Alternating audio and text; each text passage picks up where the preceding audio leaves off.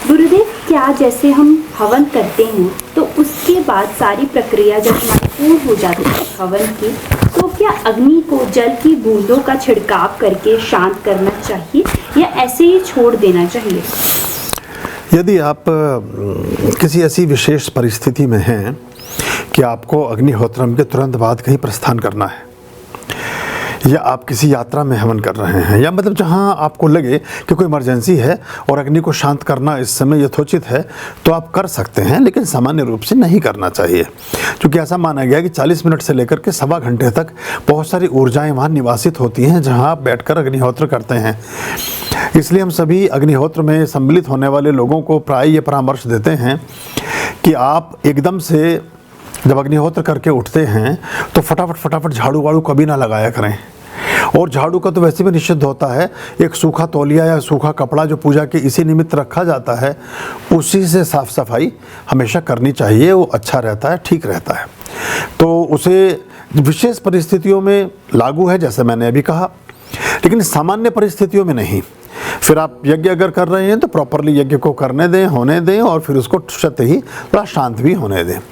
एक अच्छे यज्ञ की जो आपने 1.5-2 घंटे बैठ करके ठीक से किया हो, उसकी अग्नि शांत होने में कभी कभी 24 घंटे, 22 घंटे, 12 घंटे लग जाते हैं।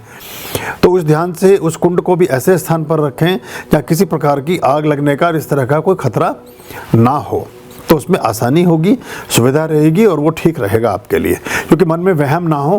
पहले कुछ स्थानों पर हमने ये भी शुरू किया था, जब हम कुंड का व्यवस्था करते थे तो कुंड का ढक्कन भी बनवा दिया करते थे कि बाद में अगर हमें, जैसे मॉरिशस वाले आश्रम में हम वो यूज़ करते थे उस चीज़ को, क्योंकि वो हवाएं बहुत तेज़ थी और उससे कोई उड़ करके, क्योंकि कई बार जिस घी की आहुतियों को आप सामान्य रूप से अंदर बैठ करके घर में या पूजा घर में बैठकर देते हैं, वो घी कहीं ना कहीं अंदर उसमें रह जाता है कभी कभी सामग्री में, समिधाओं में।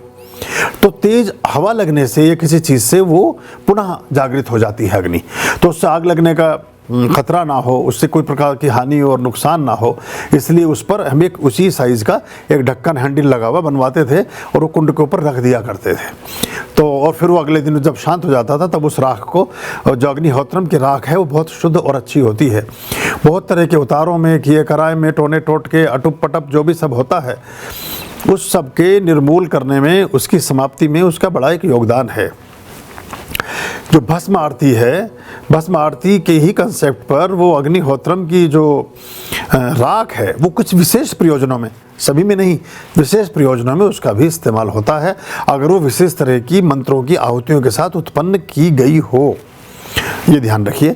और दूसरी बात ये कि उस सामान्य अग्निहोत्र की, इसमें कोई विशेष बात नहीं है, उसकी राख को अगर अपने प्लांट्स में आप डाल देंगे या अपने खेत में डाल देंगे, जहां आप खेती बाड़ी करते हैं या कुछ ऐसा करते हैं, तो आपको देख करके एक अच्छा आश्चर्य होगा कि उसमें एक तो इंसेक्ट्स, जो छोटे मोटे कीट पतंगे हैं, ये नहीं उसको ख़राब करेंगे, और दूसरे उसकी पैदावार या उसकी ग्रोथ प्लांट की अच्छी और बेहतर हो जाएगी।